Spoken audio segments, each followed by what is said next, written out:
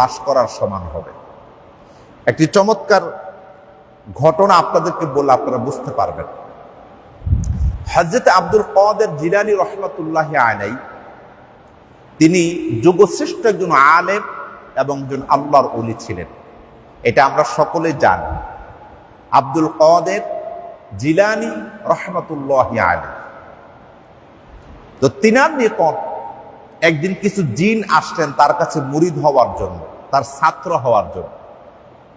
তো জিনদেরকে প্রশ্ন করলেন, হে জিন, তোমাদের বয়স কত?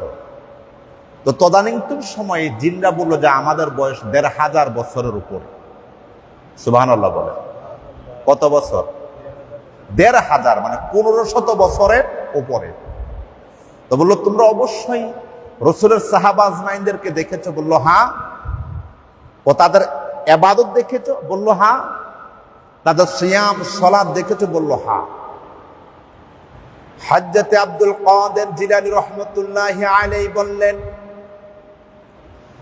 ও জিন ভাইয়েরা শোনো, তাহলে আমি আব্দুল কাদের জিলানী রহমাতুল্লাহি আলাইহি আমার জীবনে আমি কোনোদিন রাসূলের কোন সাহাবীদেরকে দেখি নাই। আমি উস্তাদদের মাধ্যমে কোরআন শিখেছি, রাসূল সাল্লাল্লাহু আলাইহি ওয়াসাল্লামের হাদিস শিখেছি, আমি এছাড়া আর কিছু বলতে পারবো না। তবে যেহেতু তোমরা নবীজির সাহাবীদেরকে দেখেছো, তাদের ইবাদত দেখেছো, আমল দেখেছো, তাদের ঈমানি দৃঢ়তা দেখেছো, ও জিন ভাই, মেহেরবানি করে আমি 2 রাকাত সালাত তোমাদের সম্মুখে আদায় করব।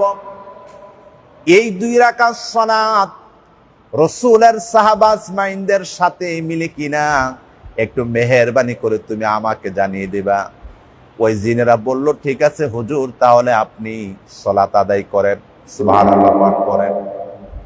নবীজি সাল্লাল্লাহু আলাইহি ওয়াসাল্লামের সাহাবীদের সাক্ষাৎ পাওয়া জিন জাতিদেরকে আব্দুল কাদের জিলানী রহমাতুল্লাহি আলাইহি বললেন, আমি সালাত আদায় করছি।